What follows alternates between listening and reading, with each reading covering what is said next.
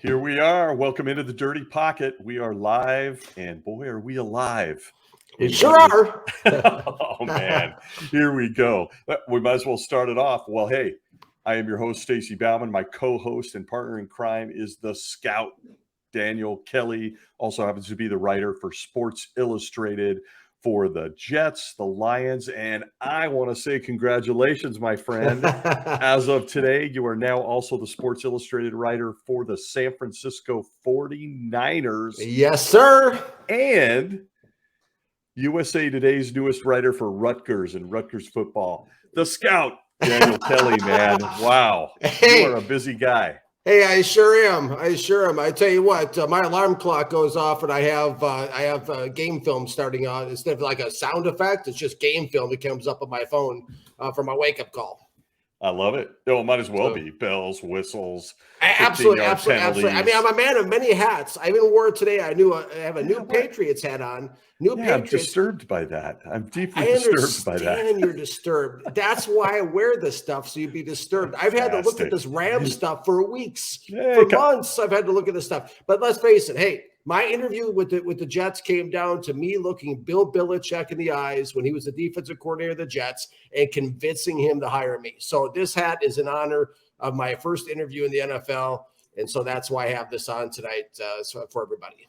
Hey, and I'll also keep people talking. I mean, every week. I mean, if you saw my closet, it's like walking into Lids.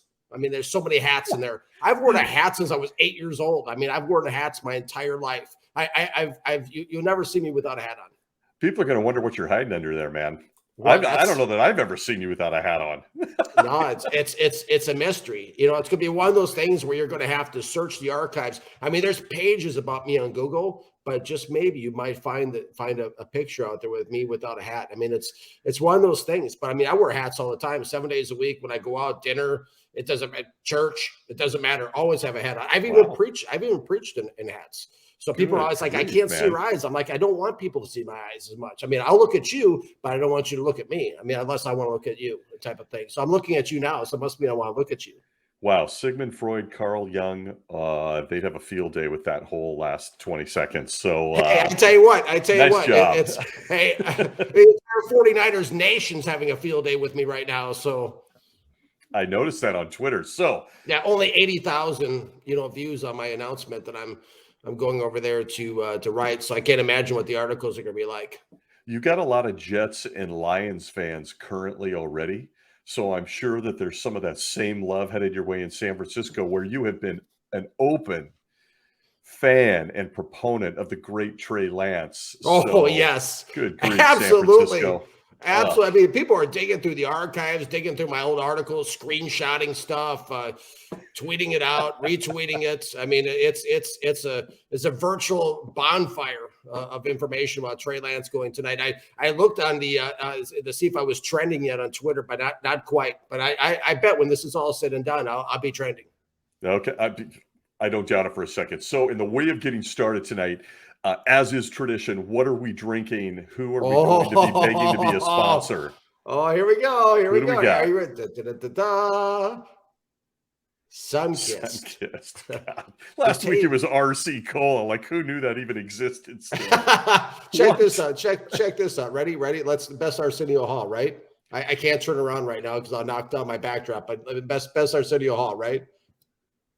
Sunkissed, the official drink of the Dirty Pocket. What?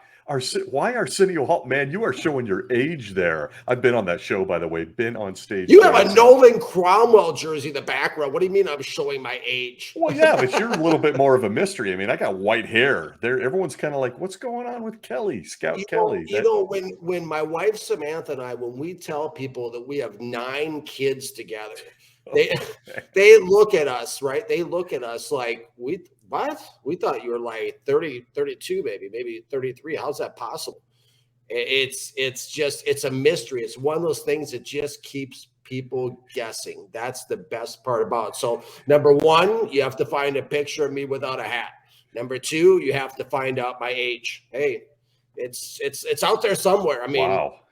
There might be, read the signs. The clues are all there in the book too. So I mean, maybe you can trace it back. Who knows? That I tell you what, now that you've reached celebrity status, people are going to be digging around on you. What's under They the will hat? be. How Well, old is he? Wait I till mean, people find out that my social security number equals, if you add up all the digits, equals the number 44, which is the same jersey number my favorite player of all time, John Riggins. I mean, there's some riddles out there. I mean, some Laffy Taffy stuff that people are going to have to get a hold of, and it really, wow. there's some mysteries. I mean, Samantha's still trying to figure me out after 7 years of being with me. In fact, she's going to GCU right now, majoring in psychology, just to try. I think she said her thesis will be on me. So I think she's trying to get a better read, going through GCU's program to try to understand me better. And Lionel Vitale, who had been the college scouting director for the Dallas Cowboys for years, and he had 4 rings with the Patriots. He had a few rings with the Patriots, and also out with Washington. Right. But check this out, right? He said, now this is a guy that's gone to dinner every week with the Jones family. This is a guy that sat at the table with Arthur Blank in Atlanta. This is a guy that's hung around Robert Kraft in New England. This is a guy that was around Parcells and Belichick and everybody else, played for Joe Gibbs, drafted by Bobby Beathard. Now, I mean, this guy revered, 30, 40 years in the NFL as a talent evaluator, right? So I say all that to say this. He said, when I pass away, whatever day that is, hundreds of years from now, when I pass away, right? He said, now this is his words, Danny, if they do an autopsy of your brain, it's going to change the world. Oh, God. I mean, this is a guy that said, this guy has read on private, he's been on all the owners, the owners I named on their private planes. And he said that about me. Well, I don't know what you want to do with that or what I want to do with that, but okay. It's up to you. Okay. There's a lot I could do. It's up to you. I'll tell you what we're going to do tonight and this week as we are live is we're going to talk free agent football frenzy. We're going to talk studs. We're going to talk duds. Quit popping Sunkiss. They have not even remotely confirmed sponsorship. But we're going to talk free Denver agency. Broncos. I mean, the Broncos, the Orange Crush. You remember that? Oh, yeah. Of course I do. Randy Gradishar appreciates you mentioning that. Tom Jackson, some of those guys. Absolutely. Wow, man. So we got to talk about free agency. By the way, I have nothing to add to the drink conversation. I'm drinking water. I got to hydrate. It's been a long day. How do we know that's water? You don't. I mean, we can't taste that through the screen. Yeah. I want to actually, in terms of sponsorship, I want to talk about Ryan Reynolds and Aviation Gin, which I was just out front of their facility in Portland yesterday. That I'm more interested in that. So for all you know, that's Ryan Reynolds Aviation Gin. There's a plug for Deadpool right there. Yeah, there you go. Absolutely. There you go. So why am I hydrating? This has been an insane couple of days with free agency, man. And as somebody who's covering it for Sports Illustrated and USA Today and all this other stuff, do you have a headache yet? I mean, I tell you what, having all those positions sounds really good until it comes time to do the work. Yeah, exactly. Well, that's what I mean. Well, nobody knows what it's like to write, drive content, provide information. That is a full-time job. Yeah, it's like putting together every article. I mean, when I do an evaluation, Stacey, every article takes between 6 to 8 hours for something that's a 5-minute read. It's like Thanksgiving dinner. I mean, people spend the entire day cooking and people rip through it in 15 minutes. Well, it's the same type of thing with the writing. And in every article, the way I compare, it's kind of like painting a picture with words. And it's something where every article is like, you remember those old puzzles as a kid, those 1,000, 5,000 piece puzzles? Oh yeah. I remember those. Yeah, that's what it's like. Way before we had video games to amuse ourselves with. Again, I'm dating myself. I'm at Rubik's Cube. You're showing some age tonight, man. Sun-kissed and references to puzzles and wow. Absolutely. It's speaking spells, another thing I had. So yeah, there you go. It really helped me prepare me to be a writer. But anyways, so yeah, it's like putting together a puzzle every day because you have to piece everything together and put it all together. And it's writing like football poetry is what it comes down to. But I love it. I love it. I love what I'm doing. So. Well, we appreciate it, man. So we're going to tap into that brain that Lionel Vitale said they're going to examine extensively when you have left us. for the next realm. We're going to tap into it, man, because I'll tell you what, this free agent frenzy has been bonkers. It's been bonkers up till about an hour and a half ago when Mr. Von Miller moved on to a new team. So let's start breaking this thing down. And then, of course, we'll certainly encourage everybody to jump out to some of your articles over the next few days on some of this stuff with specific teams. But we got to jump into this. Now, you cover the Lions and the Jets and now the 49ers. All of those folks have done a few things, not a lot of dramatic things. So we'll get around to them. Maybe we start there. DJ Chark comes from the Jacksonville Jaguars. And as somebody who covers the Lions, and everybody knows I am a Jared Goff guy. I'm a fan. I think he gets a bad rap. Did they give him a new weapon?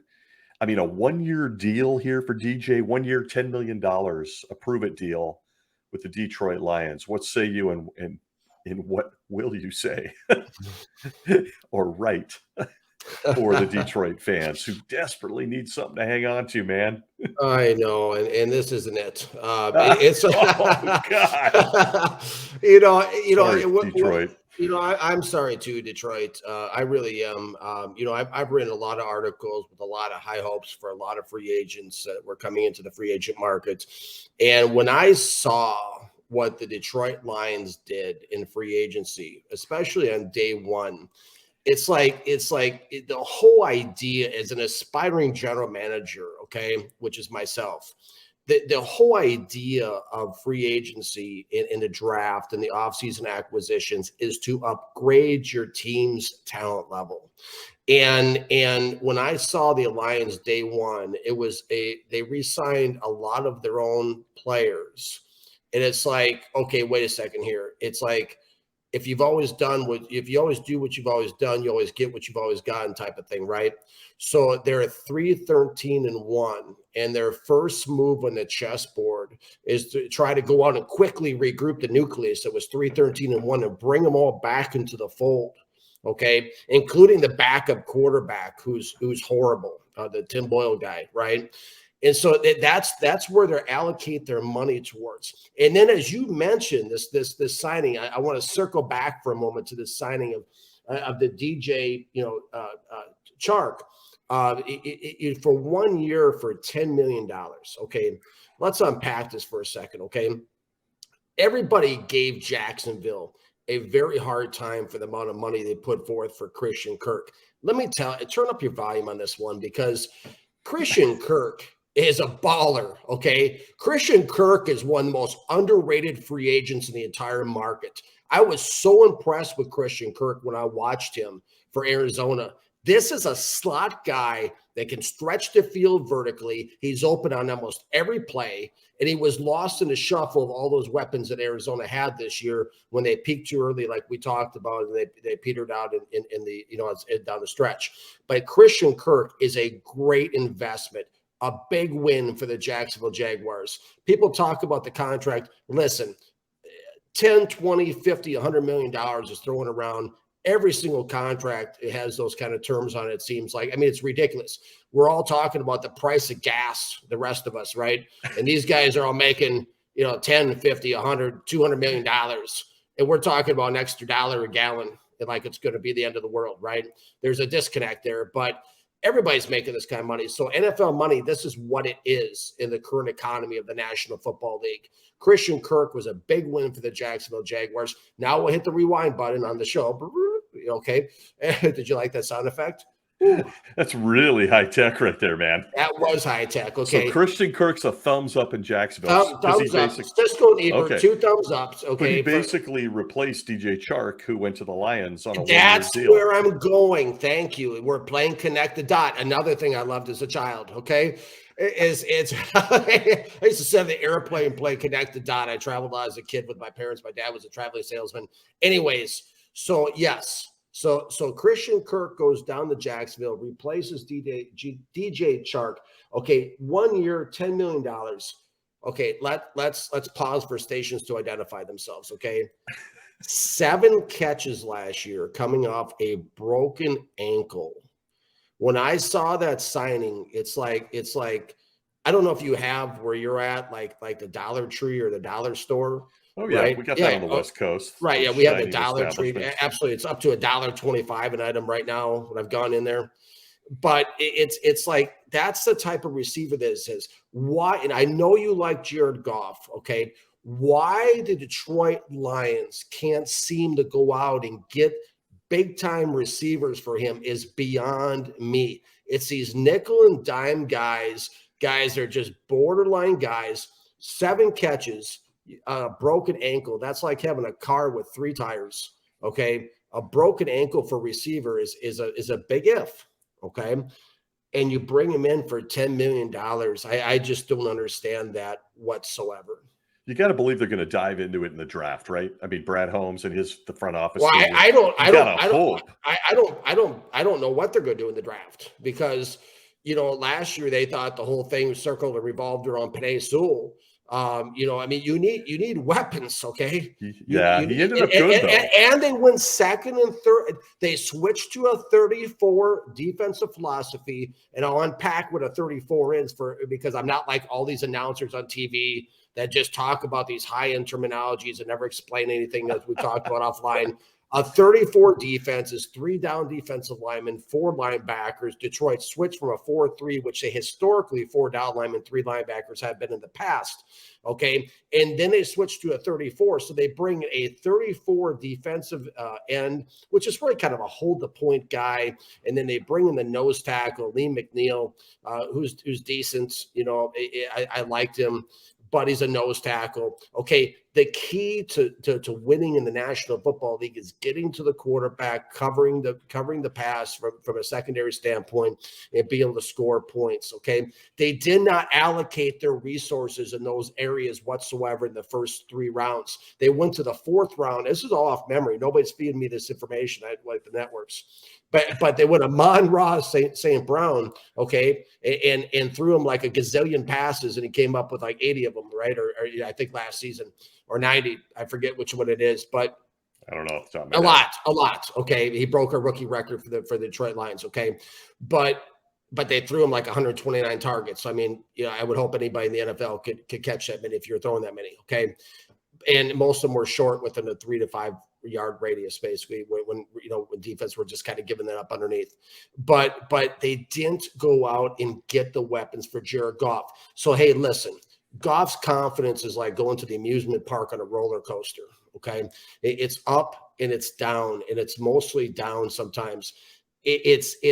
But in all fairness to Jared Goff, they haven't given him the weapons, which is evident by 2 of their 4 top receivers on that roster being a running back and a tight end. I agree with you. I mean, I don't know what the Lions are doing. I got a lot of faith in Brad Holmes. I think he's excellent. He's got to rebuild that roster. Chark, we'll move on from that. I will say this. Here's a thought for you live to go with your thoughts on the Detroit Lions and whatever in the world they're doing.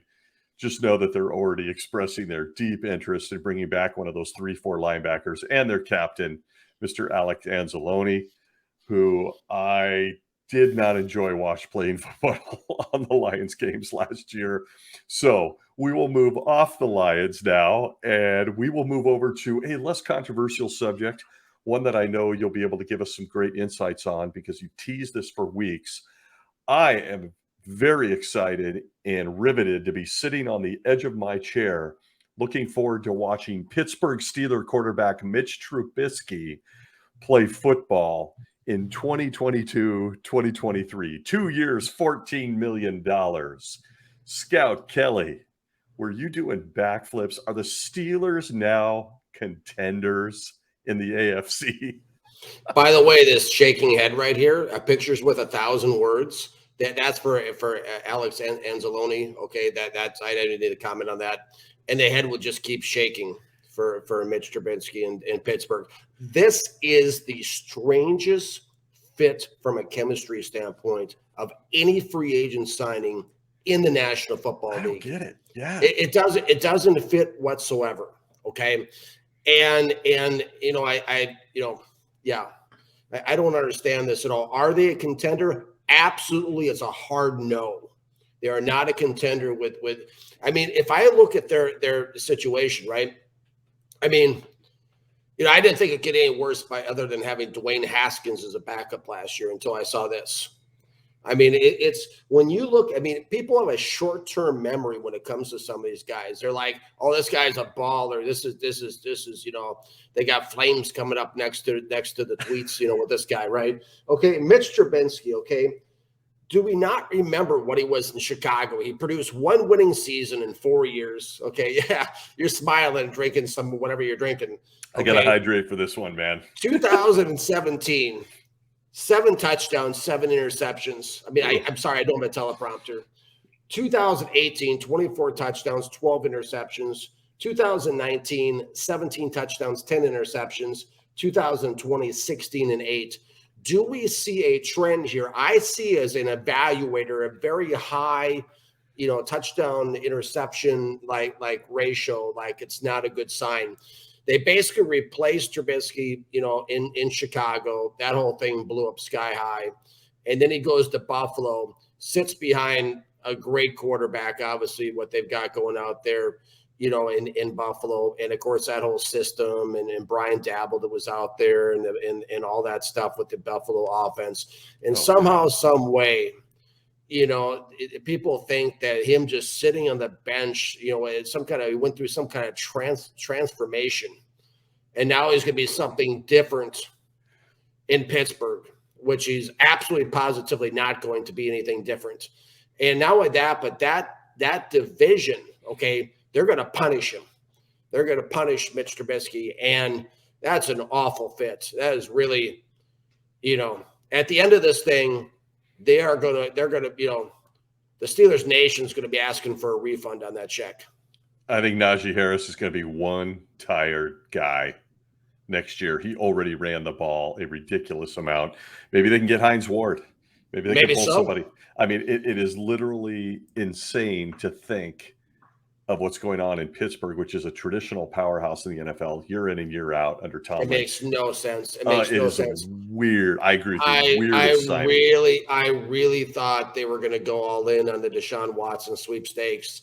I really thought there was a chance, given the Steve Keim in Arizona, given his past history with the Pittsburgh Steelers, where he came from.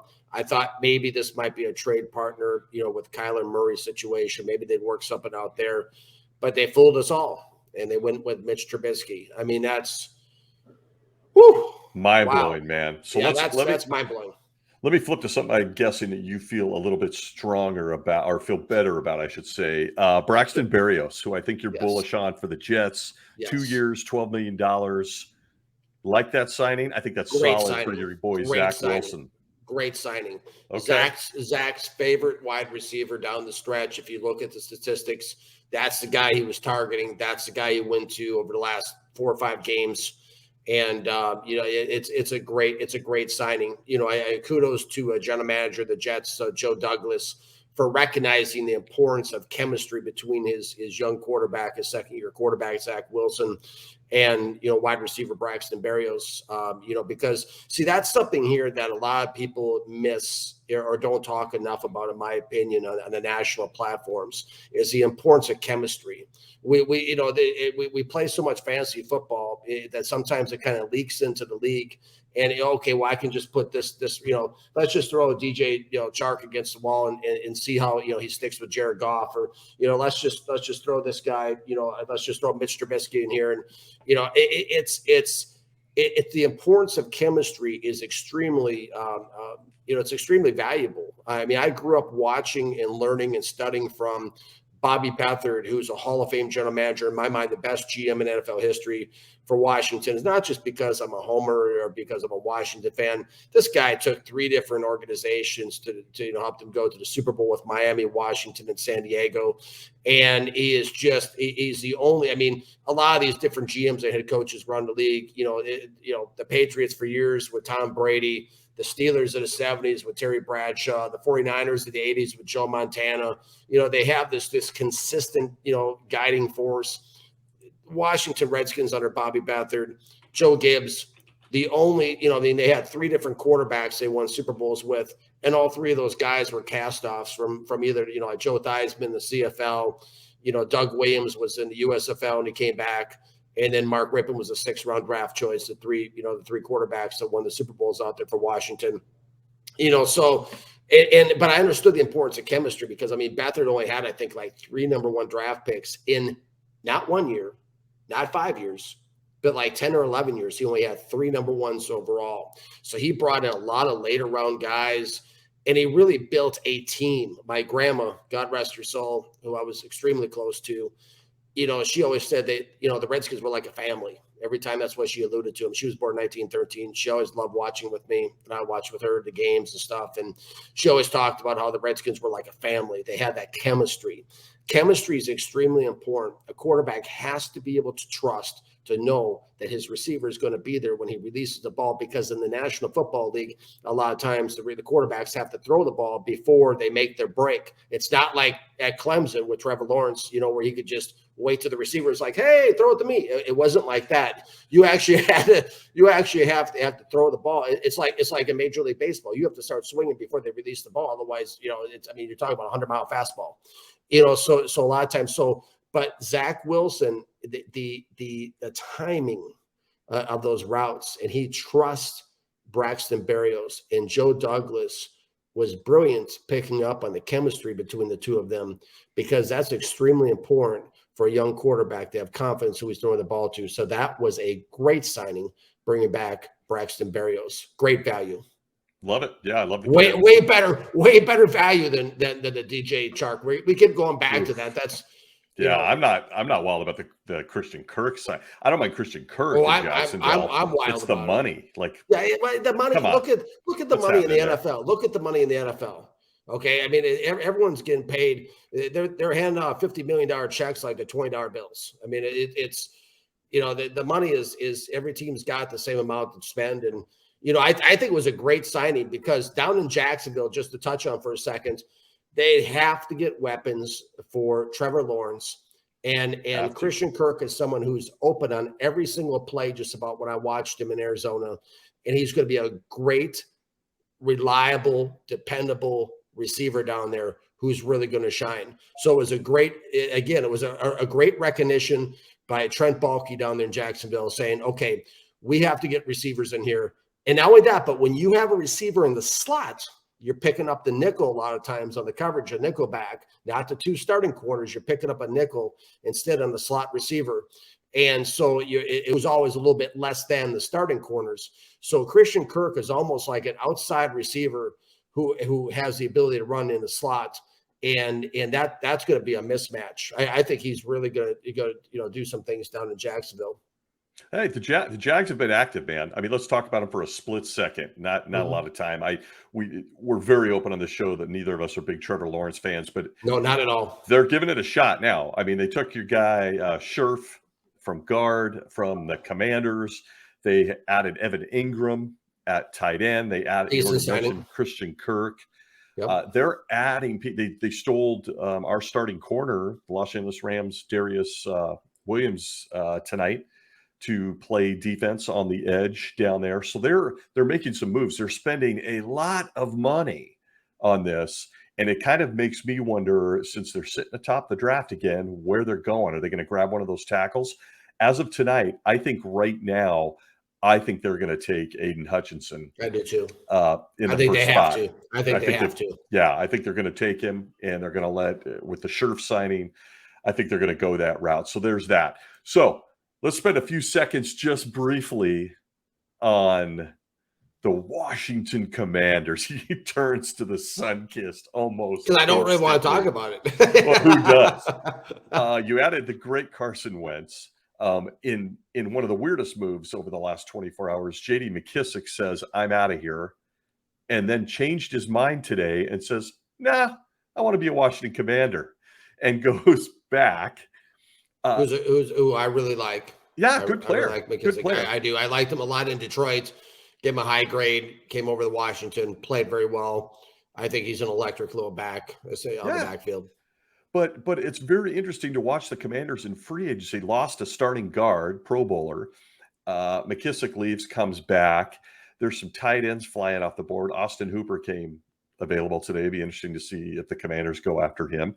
But there's a lot in the wide receiver department. And I ask you, oh, lover of the Commanders, I know, Redskins, if you're going to bring Carson Wentz in and throw that same wide receiver core, although, Terry McLaurin some is very talented. Mhm. Some of these guys do you now see them chasing someone like a Julio Jones who was released? That didn't shock me. I certainly think his best days are behind him with all the injuries. Yeah. You've got Allen Robinson out there. You got Odell Beckham Jr. You've got a stable of good veteran wide receivers. Do you see the Commanders leaning that way in free agency? Or do you think, and before we send you down a rabbit hole, do you think that they're going to take a closer look at that defense? Good God. And how they went off a cliff this last year. I don't know how they can't. They got 4 guys up front that are number 1 picks. Get better play out of them. Please don't bring up Chase Young. I'm saying this to myself. Did I say that out loud? No, I'm just gonna stare at this can of Sunkist. I don't even want to think about that. Yeah. So in a few seconds, what is Ron Rivera doing? What are we seeing? I mean, the Commanders on the front end, from a PR standpoint, as a front office, are a mess right now. They're just a mess right now. But on the football field, brought in a new quarterback. Are they going to get him weapons? I don't think they're going to do anything more in free agency with any of those receivers that you just mentioned. I don't see that happening. That's just not their style. I think that they're probably going to try to do something through the draft. I don't know where in the draft. I think almost, I think now, with them losing, Brandon Scherf to the Jaguars, I think now they have to look at a guard, and that Kenyon Green is a great prospect. I looked at him yesterday on a Texas A&M. Just probably the meanest, nastiest offensive guard I've seen come out since Quentin Nelson. Guy just throws people around, drives people into the ground. I think that Kenyon Green could possibly be a possibility at 11. I think that another very interesting possibility is Trey McBride out of Colorado State, who I personally interviewed. I really like him a lot. People have given him a hard time because I think we had 1 touchdown receiving last year. But let's face it, he comes from Colorado State, where even he talked to me personally that they're a very run-heavy, they were in a run-heavy offense, a lot of 12 personnel groupings. And so, I would like to see, they really haven't, had a tight end, that's, really since Jordan Reed. Or Chris Cooley going back in the day. And, so I think that'd be a very interesting, draft pick for them at 11 as well. And so, okay. But outside of that, I don't know. I'm really kind of confused by that whole situation in Washington, to be honest with you, because it's a good, honest answer. So are the rest of us. Yeah, so is Twitter. The whole Twitter world is just like. I mean, people were like, "Pulled it as Twitter." Well, here's the interesting part. When people heard that McKissick left, they're like, "That's it, I'm out." And I mean, they were almost like done being fans. And so then all of a sudden he circles back and comes back into the picture now. But, the Carson Wentz thing is a very, very strange fit. I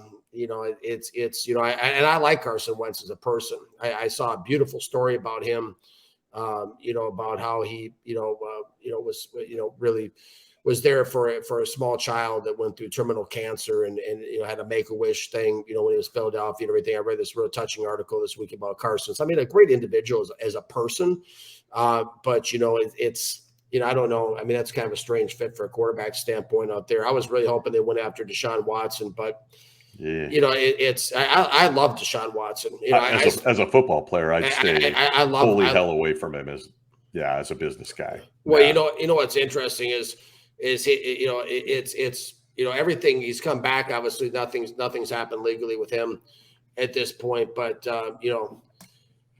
let's see the other 650,000 emails, and then let's talk about him. So I don't know if it's you can get 1 or 2 women to lie. I don't know if you can get 22 of them. It's just there's something I don't like about it, and I'm just being honest about it. I personally love Deshaun Watson as a quarterback. I'll say that. I mean, you're talking about the most dynamic player in the NFL. 2020, passing leader in the entire league, a guy that can do it all. from a quarterback standpoint. Big time talent. Yeah, big time talent. But I mean, they didn't get him. So now it's Carson Wentz. Yeah, that whole situation, that defense is really, I don't see any improvement there so far. And just the mentality of the defense, it just seems so soft. Yeah, I mean, they let Landon Collins walk. And he was one of my favorite players. No, he was one of my favorite players. I thought Landon Collins was a very good football player for them. Nobody's ever liked Landon Collins as a safety. Okay. Nobody, when he came over from the Giants for $84 million or whatever it was, nobody ever liked him as a cover safety. That's not his deal. What you do is you funnel him down into the box and you let him bang it out, down the box and come off the edge. And when I told Mr. Bruce Allen in my interview in Washington that, if it just bring him down, put him in the wide 9 position on third downs, and just let him come off the edge. Because, I mean, it's one Mississippi and the quarterback would be down, put him in a non-traditional role like that. He's great, coming off that edge. He can spear in like a knife from the edge of the running backs. He could actually get to the running back before the running back hits the line of scrimmage from the edge. That's his forte. That's his thing. But alas, they let him go too. So yeah, somebody's going to pick him up. He's just a football. I mean, he's in that modern day in the box safety, right? The Cam Chancellor, the Jamal Adams. Somebody really good, a really upper echelon team is going to say, okay, let's bring him in. I think you're wearing their hat right now. I was just going to say, don't be surprised. All of a sudden Landon Collins there. I mean, it's just the type of guy that Bill Belichick would go get that type of player. So if he gives Jamie Collins 10 chances, he'll definitely sign probably Landon Collins. Good point. Okay. I'm going to throw out a couple of things at you. Unscripted. This is me just hitting you and to get your feeling. Nothing scary or off the, I guess it's off the cuff, but it's not crazy wild. Chandler Jones signs with the Raiders. Stud or dud? Stud. Yeah, he can rush the passer. Yeah. Again, it comes down to money. Here's one that I got to get your opinion on. It happened in the last hour and a half. Von Miller goes to the Buffalo Bills. 6 years, $120 million. Stud or dud? That's probably going to be a dud. So I think so too. I mean, not that I don't love Von Miller. I mean, I thank you. It all sounds right. Played great next to Aaron Donald. It all sounds right. It all looks right, but 6 years. He's 33 next week. Yeah. No. Yeah.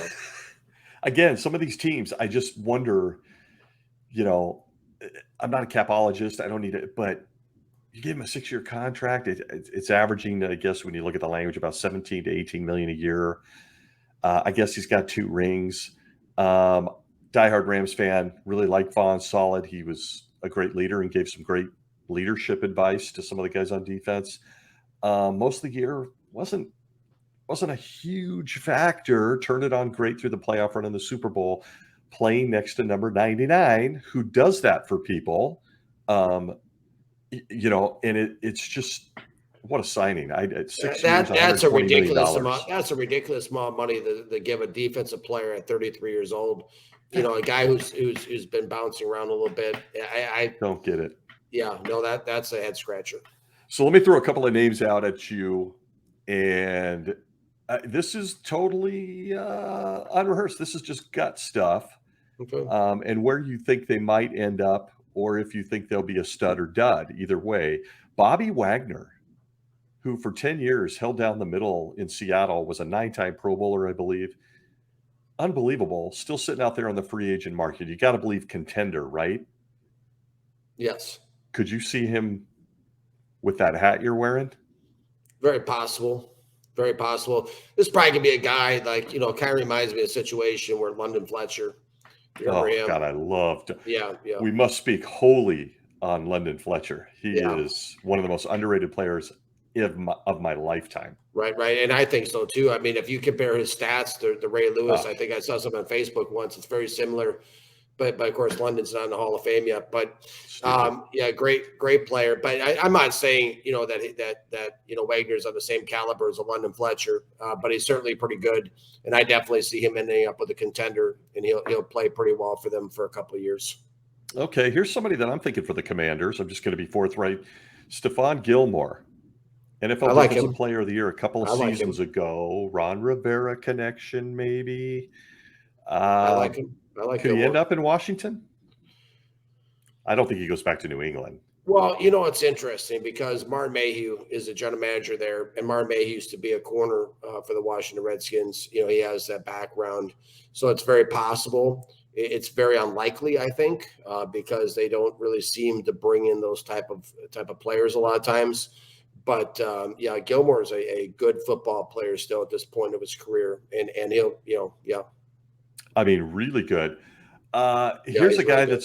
that's still floating around out there by the name of Ndamukong Suh. He's made a lot of money.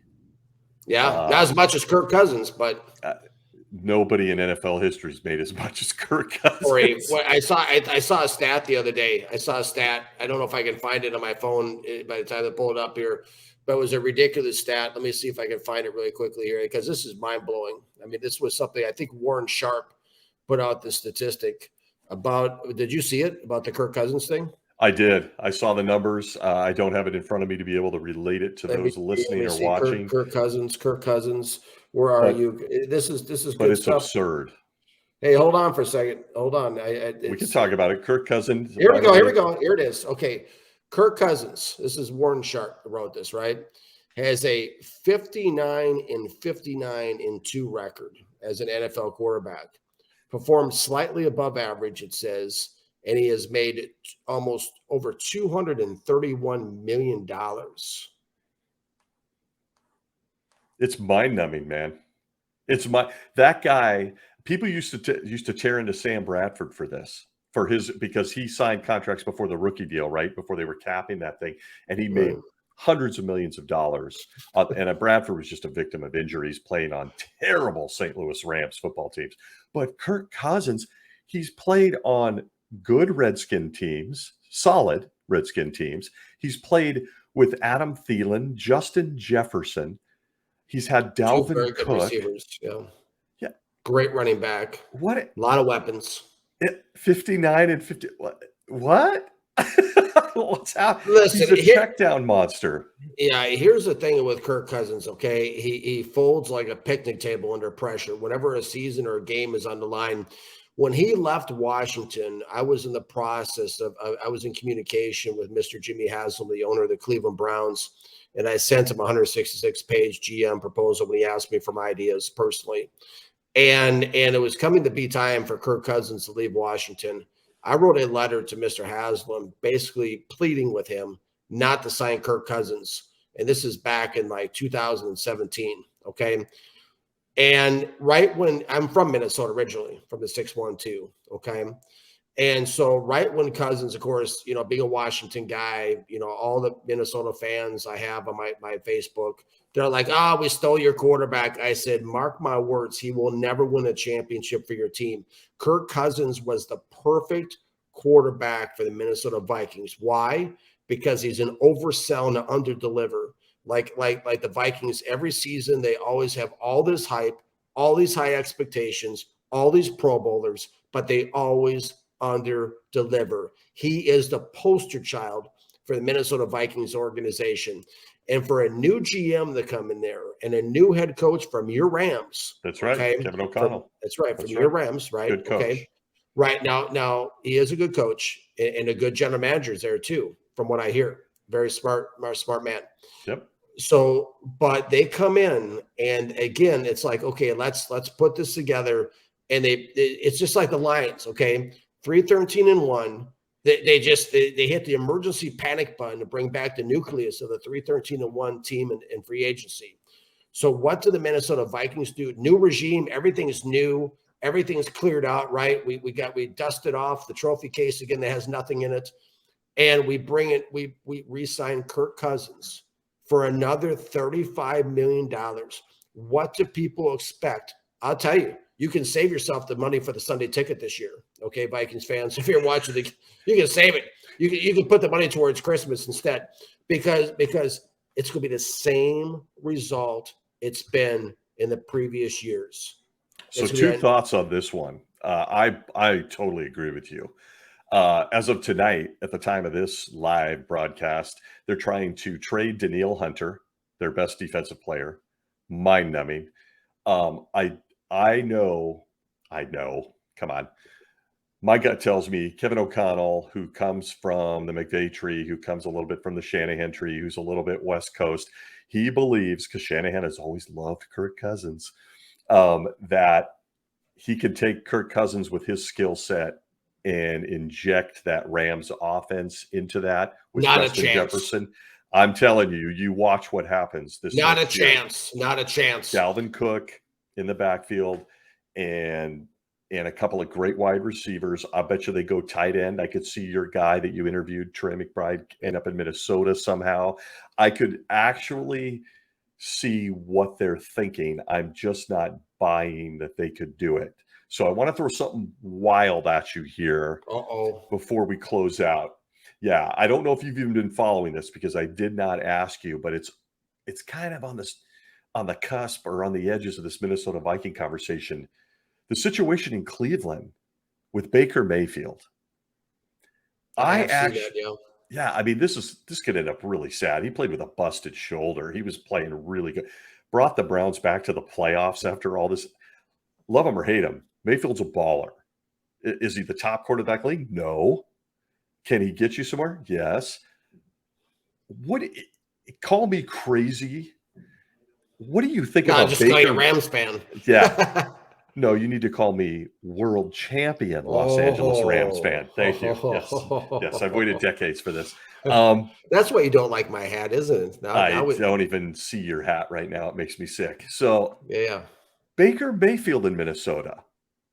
Very possible. What do you think of that? That's where the general manager, we talked about that in our last show. That's where the GM's from. And also with Kevin Stefanski there.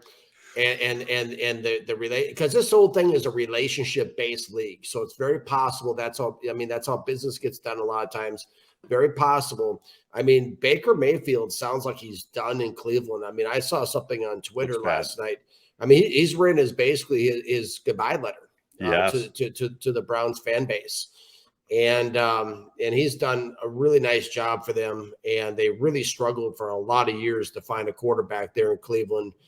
And, then they finally found one, and now they're getting rid of him, it seems. And, supposedly now, I don't know. I mean, these reports, I mean, it's you got to take some of the Twitter stuff with a grain of salt, but all of the Twitter stuff, not all of it, not my stuff. Your stuff is, of course. Yes, of course. But it's pristine. Thank you for saying that, Stacey. But, the rest of it, I mean, some of the stuff, I mean, the word on the street is that Mr. Haslam, the owner of the Cleveland Browns, is really in love with Deshaun Watson.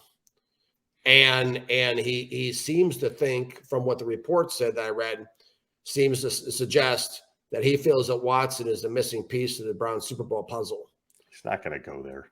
Well, it's interesting that he said that, but so now that news is out there. If there's validity to it, it's going to be even worse if they don't get Watson. And Baker Mayfield's already packed his bags, has his house in the market probably, and he's ready to head out of town. So what happens if all that falls through?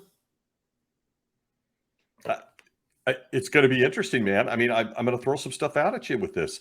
I think Mayfield and the Vikings offense would be interesting. He's a scrappy. Oh, Baker Mayfield's a way better fit for the Minnesota Vikings than Kirk Cousins. I'll say that on the record. Justin Jefferson might argue that because he's an OBJ guy and all that stuff. But right off the bat, Mayfield's a better quarterback than Kirk Cousins in Minnesota. But there's teams a much better fit. There's teams that need quarterbacks. One of the most glaring is the right word, situations or lame situations I've seen early in free agency is the Indianapolis Colts, who are on the cusp of having a really nice deep into the playoffs, possible contend type team. They don't got a quarterback. They don't have a quarterback right now. There's talks about Matt Ryan, and there's talks about what? I mean, there's guys out there. I just think Baker Mayfield might be a more interesting fit in Minnesota. Kirk Cousins, I mean, I cannot believe they upped him. It's a stunning display of giving money in all the wrong places. We could talk for an hour about it, but okay. So as we close out this episode, I'm just going to continue with this theme, stud or dud. I'm just going to throw some names out at you that are still out there on the free agent market. And you can put a 2-second disclaimer like stud on the right team, stud in the right situation, dud says it all. You don't need to say much. But these are some guys that are available out there on the free agent market as of tonight, at this time, the time of us doing this live on Twitch right now. Julio Jones, stud or dud? Dud. I'm so staying away from Julio at this point. Bobby Wagner, stud. Right situation. God, I'd love to see him in horns. Right situation, yeah. Love to see him in the Rams in the middle. Although we got some good young linebackers right in the middle now. Jarvis Landry, stud. I love Jarvis. So do I. I love Jarvis. I've always loved Jarvis Landry. As a matter of fact, I have a Jarvis Landry jersey even. And yeah, he's a great player with a lot of emotion and plays with a lot of heart. And he's another guy that's going to end up in the right situation with a contending team. And where are the Lions?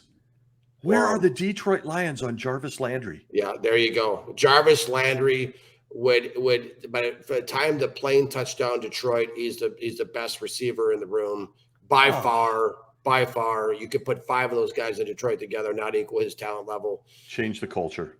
Yeah, it would change the culture, and he would hold people accountable, much like he did on the Hard Knocks. You know, when they showed him, you know, with Cleveland, you know, he brings people together, and yeah, that's another real strange situation in Cleveland to go with Cooper, Amari Cooper over Jarvis Landry is another head scratcher for me. That is a really strange situation.